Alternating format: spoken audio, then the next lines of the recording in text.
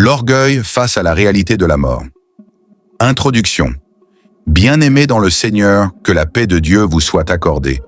Aujourd'hui, nous ne sommes pas ici pour flatter la chair, ni pour encourager l'ego humain, mais pour méditer, réfléchir profondément et confronter nos vies à la vérité immuable de la parole de Dieu. Le thème de cette exhortation est simple, mais terriblement puissant. À méditer, car il y a des vérités que l'homme n'aime pas entendre, mais qu'il doit absolument méditer s'il veut marcher dans la sagesse. L'orgueil ne sert à rien. Pourquoi? Parce que nul n'est éternel sur la terre. L'homme bâtit, s'élève, se glorifie, mais oublie une chose essentielle. Il est poussière. Partie 1. L'homme, poussière et cendre. La Bible déclare clairement dans Genèse 3,19 « Tu mangeras du pain à la sueur de ton visage, jusqu'à ce que tu retournes dans la terre, d'où tu as été pris. Car tu es poussière, et tu retourneras dans la poussière. » Voilà une vérité que l'homme moderne déteste. Nous aimons parler de réussite, de gloire, de puissance. Mais Dieu nous rappelle notre origine et notre destination physique. Tu es poussière, tu retourneras dans la poussière. Alors je pose cette question. Pourquoi l'homme serait-il orgueilleux? L'orgueil n'a aucun fondement solide, car il repose sur quelque chose de fragile, la chair. Partie 2.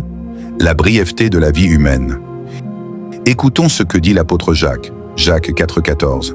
« Vous qui ne savez pas ce qui arrivera demain, car qu'est-ce que votre vie?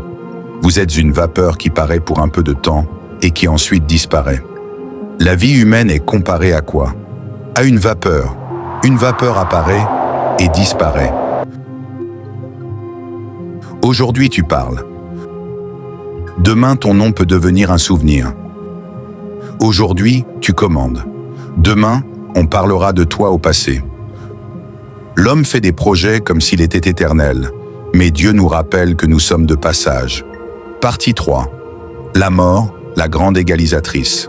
La mort ne respecte ni la richesse, la célébrité, la position sociale, le pouvoir politique, ni même l'autorité religieuse. Une fois que l'homme meurt, la Bible est claire, le verre, la poussière. Roi ou pauvre, président ou mendiant, pasteur ou fidèle, la tombe ne fait pas de distinction. C'est pourquoi Dieu nous appelle à l'humilité. Partie 4. Nous n'avons rien apporté, nous n'emporterons rien. L'apôtre Paul écrit dans 1 Timothée 6,7. Nous n'avons rien apporté dans le monde, et il est évident que nous n'en pouvons rien emporter. Tout ce que l'homme accumule ici-bas reste ici-bas.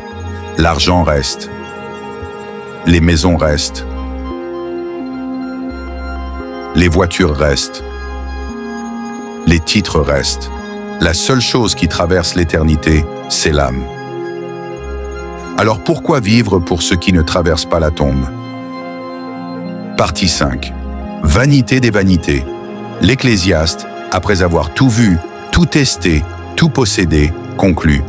Ecclésiaste 12,8. Vanité des vanités, dit l'Ecclésiaste. Tout est vanité. La vanité, ce n'est pas seulement le péché, c'est vivre sans tenir compte de Dieu. Un homme peut être moral, respecté, admiré, mais s'il vit sans Dieu, tout reste vanité. Partie 6. L'appel à l'humilité. Bien-aimé, quelle que soit ta position sociale, sois humble. Que tu sois élevé ou abaissé, sois humble. Que tu sois riche ou pauvre, sois humble. Car un jour viendra où le corps retournera à la poussière et l'âme se présentera devant Dieu. Conclusion. À méditer. Frères et sœurs, l'orgueil ne sert à rien. Il ne prolonge pas la vie. Il n'ouvre pas le ciel. Il n'achète pas l'éternité. L'humilité, par contre, attire la grâce de Dieu.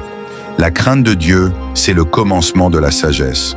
Aujourd'hui encore, Dieu nous appelle à méditer, à nous repentir, à marcher humblement devant lui, car nous sommes poussière et seul Dieu est éternel. À méditer. Que celui qui a des oreilles pour entendre, entende. Que Dieu vous bénisse abondamment. Restez connectés à Jospin Productions pour d'autres enseignements qui éclairent, qui corrigent et qui libèrent.